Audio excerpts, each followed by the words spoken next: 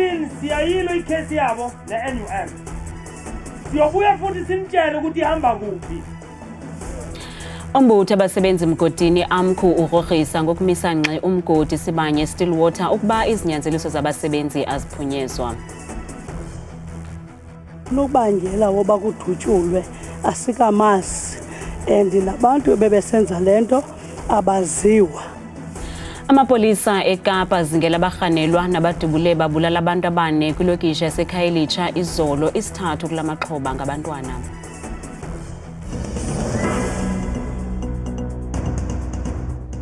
Sinamkele kwindaba zethu ngokuhlwanje andamidodwa ndama nophumza sikhumba noyitoliki yolimi lwezandla Botani Mzontsundu.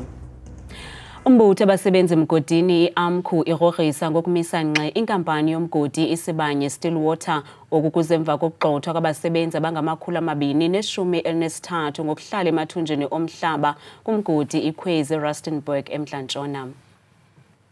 Umongameli we-AMCU Mnumzana Joseph Mathunjwa uthi le ngxaki bajongene nayo ngafumani izabelo zabasebenzi baqala ukuyithetha kwiminyaka emine edlulileyo lenkampani Isibanye Stillwater nalapho lenkampani yathembisa ngelithi iza kusiphendula isicelo sabasebenzi emva kwenyanga ezintandathu kodwa kuza kuthi ngoku akukabikho mpendulo. Oku kukhokhelele kubeni abasebenzi babeke phantsi izixhobo zokusebenza nalapho uninzi lwabo luye lwahlala phantsi emathunjini omhlaba elinyanzelisa ukufumana ezi zabelo. About 213 siyayilo ikhesi yabo ne-NUM. Siyobuya futhi simtshele ukuthi ihamba kuphi. Kulabo abanye abasebenzayo abangene emsebenzini thina sibe sideclare dispute eCCMA sithi siyahlulana nomqashi. Ndiyakuxelela uSibanye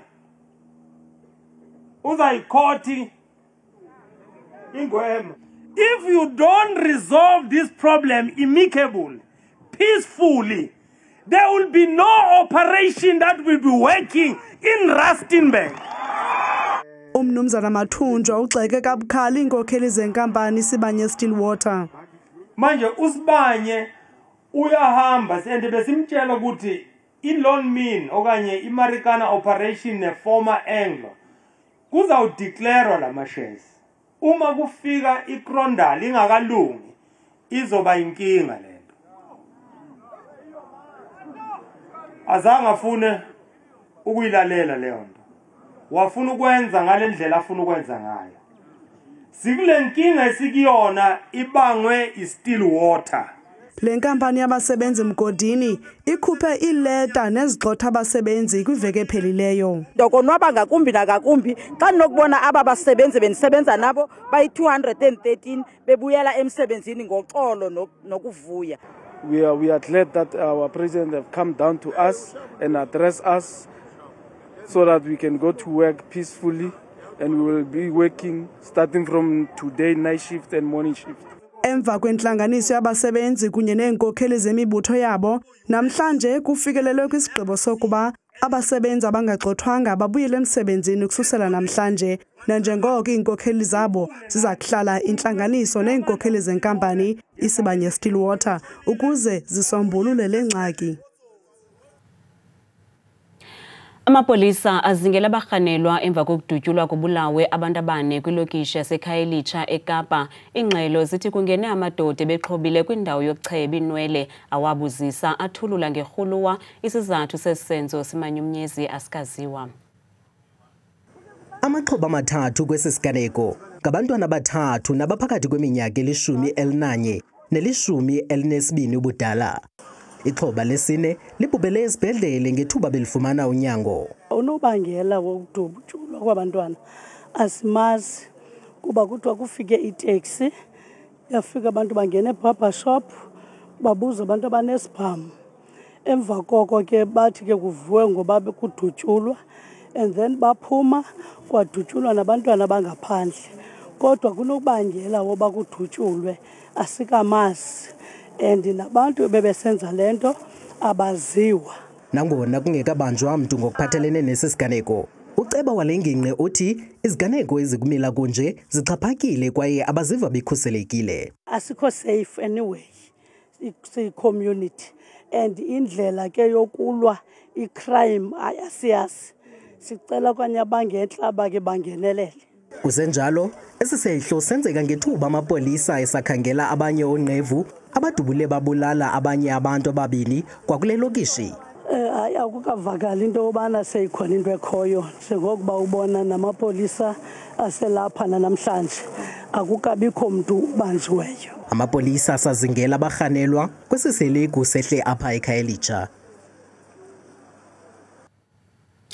Usapho lukaZinhle Takane eQonce naseDimbaza kwiphondo leMpuma Koloni lufuna ubulungisa ngokubulawa ngokungenalusini kwentombi yalo kwiveke ephelileyo. Umzimba kaZinhle ufunyenwe kwingcwabe lenguzenzele eBhofolo. Obencuma naye uZinhle uye wabanjwa njengoko bengumuntu wokugqibela owabonwa ehamba naye, ukanti axhaphakile kweli phondo amatyala okuxhatshazwa ngokwesini kwakunye nokubulawa kwabasetyhini ngamaqabane abo kuquka nakwilizwe ngokubanzi.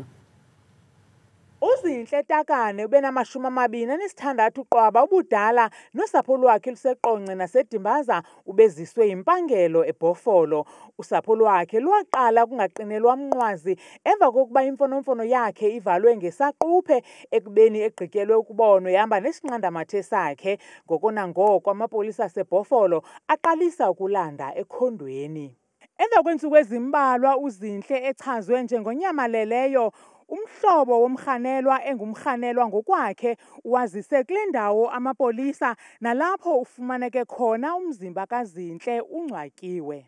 Silusapho lakwaTakane nesapho lakotata kaZinhle uBhukula yinto yoba umthetho, ingalo yomthetho yenze ikhosi yawo. Umthetho ungasidisappointi wenze ukufanele ba iyakwenza. Yenze umzekelo ngabantu ababulele intandane yethu uZinhle. Umfi uZinhle nabo batyholwa ngokumbulala baxelengela isebe lemisebenzi kwakule dolophu. Usapho lumemelela ukuba umthetho ube rhabaxa ngakubatyholwa. Usodolophu wasetyhini eRaymond Mhlaba uthi zithande ukuthabatha olunye unyawo iziganeko zokuxhatshazwa ngokwesini kulo mmandla. Kule ngingqi yethu yaseRaymond Mhlaba ngokwale kota egqithileyo zininzi ii-cases esezingenile about ukuhlukunyezwa okanye ukubulawa kwamakhosikazi kunye nabantwana. Siva kakubi ke thina singumasipala wethu waseRaymond Mhlaba kwaye ke ezi cases njoba zinjenje sifuna thina into yoba amaqumrhu ethu orhulumento kunye nathi njengomasipala sisebenzisane ukuba sikwazi ukuzilwa iimeko ezifana nezi. Thina sinalo icandelo le-Women Caucus apho idilishana ncakasana neemeko zokuhlukunyezwa koomama kunye nabantwana. Ngokwesithethi samapolisa kweli phondo, bobabini abarhanelwa kulindeleke ukuba bavele kule nkundla kamantyi yaseBhofolo isemva kwam ngomhla we-19 kuJuni bejongene namatyala okubulala nokuxaba endleleni yomthetho. Ukanti umrhanelwa wokuqala nobisi sinqandamathe kumfi uxelele inkundla ukuba uyasilahla isicelo sakhe sebheyile. Kwelinye icala uZinhle uzawubekwa kwikhaya lakhe lokugqibela ngomhla we-14 kwalapha kuJuni. Kwiindaba zethu kuChannel 163 ngokuphathelwa Newsroom Africa, ndinguNtsiki Noyiya eBhofolo. Avakalise uxhalaba amatshantliziyo eziyobisi nabo babesakubanga amakhoboka azo eAlbertine eRhawutini ngokuthengiswa kweziyobisi okuqatseleyo kule ndawo. Kwiveke ephelileyo kwabanjwa abarhanelwa abasibhozo abathengisa iziyobisi nalapho kwabhaqwa khona ithala abazenzela kulo elifihlakeleyo.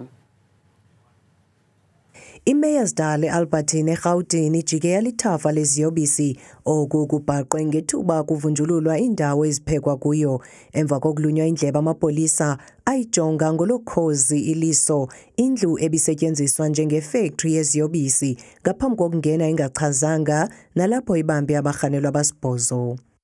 uPaulos Muthupi wayefudulela ikhoboka leziyobisi uthi iziyobisi kule ndawo zithengiswa okwelekese yaye amapolisa awanalwazi kodwa bona bayoyika ukuthetha.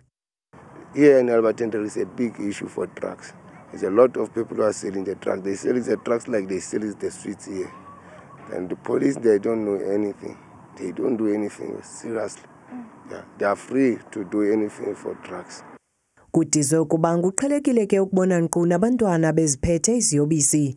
The problem everywhere, but here, especially in Alberton, it's very bad because basically around any corner you can get drugs, and it's so readily available to anyone. Even if you are kids, every second house is like a drug house, you know. And the problem is our security, like our law enforcement, they aren't too on the ball, you know. It's mostly our security companies that are helping out with the drug cases, but a lot of people are too scared also to give information because their lives will be in danger. Bambi bakholelwa ukuba kufuneka kuhlatywe ikhwelo de kubekho isisombululo. The police is not doing enough. I think the community needs to stand up, and we need to take responsible for where we stay. And it's so rife and rampant that every community, every school I've spoken to, they have a problem, and which is drugs. Abarhanelo babanjiweyo baza kuvela enkundleni ngomso. Amagosa enkonzo zikaxakeka kumasipala oMbaxa iNelson Mandela Bay athe saa akhangela abantu abathathu uquka nomfundi wase-East Cape Midlands College nekholelwa ukuba baduke kwiseleku seempuphuma ezithwaxe lo masipala kwiveki ephelileyo. Balishumi abantu abaphulukene nobomi babo kwizikhukhula ezintlithe ngamandla umasipala oMbaxa iNelson Mandela Bay ngelixa benkonzo zikaxakeka bethe saa namhlanje bekhangela abantu abathathu abadukileyo. We are now looking for 3, 2 males and also 1 female, and one is the student that is from a college, the TVET College, Midlands TVET College, and the 2 are from KwaNobuhle. I was here yesterday and I did my own assessment, and I realized that we need more resources, and it was just a phone call, and then our Provincial Commissioner General Mene did deliver, and she brought the chopper today. The chopper is doing a search from the aerial view, and sometimes it does help.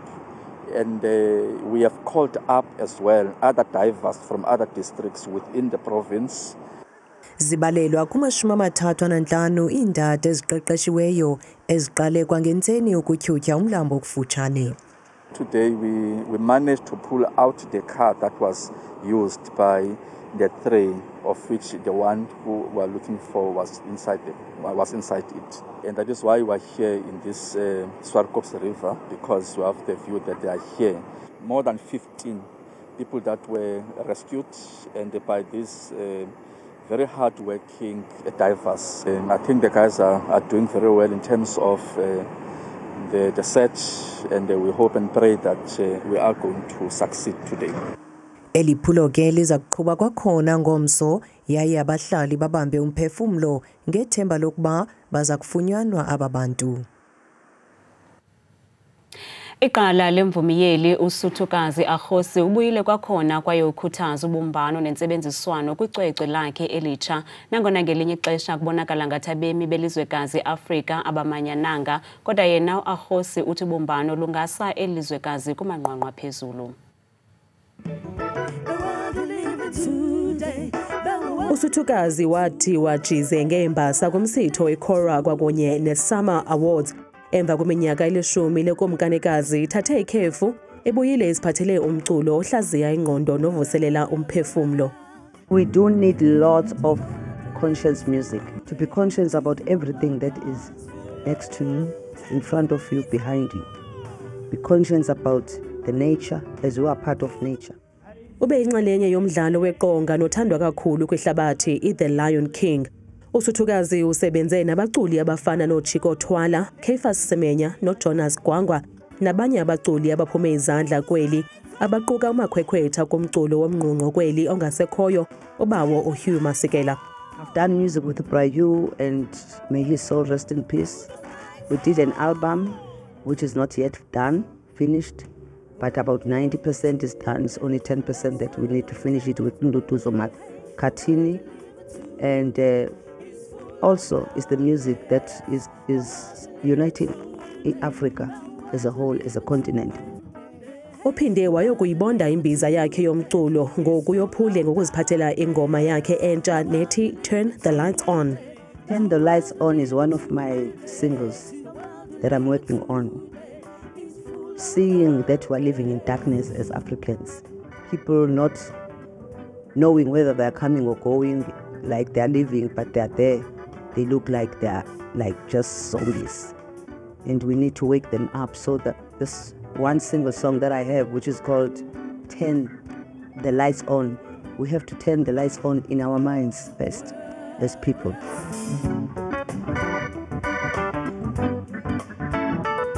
Kwindaba zethu nosiphathelwa yi-Newsroom Africa ku-Channel 163 ndingusithelizwa Bheja. Masiphosa amehlo kwimozulu nesiphathelwe ngithabile Makhaphela.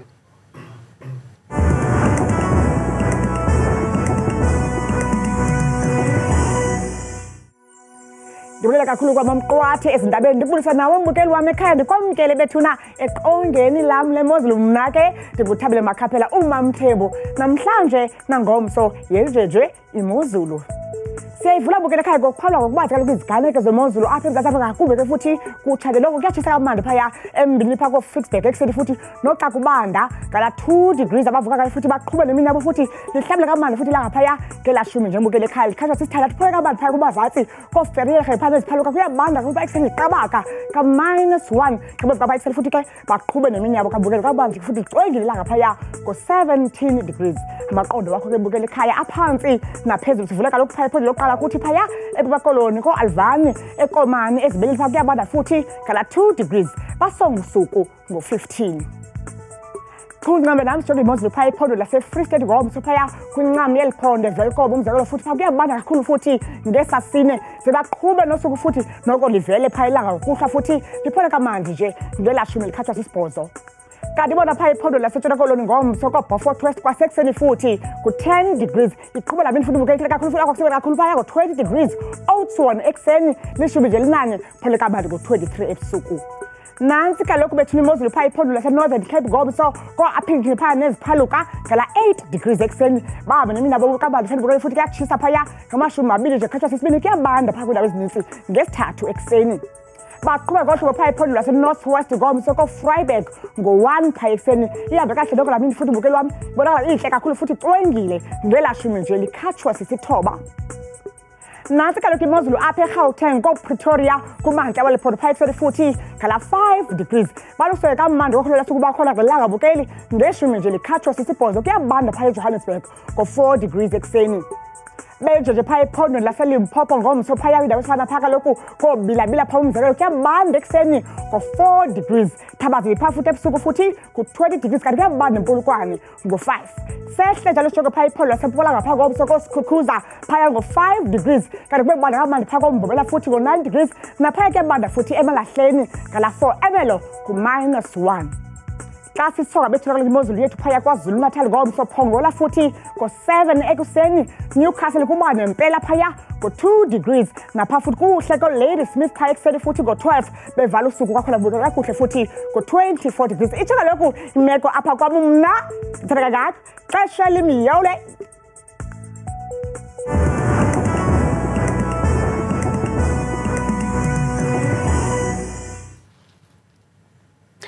Bukele ngowafumana la manqaku namanye kwiqonga lethu le-YouTube @indaba zethu 163 ukanti ngomso bakhona xa bethu beniphathele indaba zethu ngolwimi lwesiZulu kamnandi mawethu.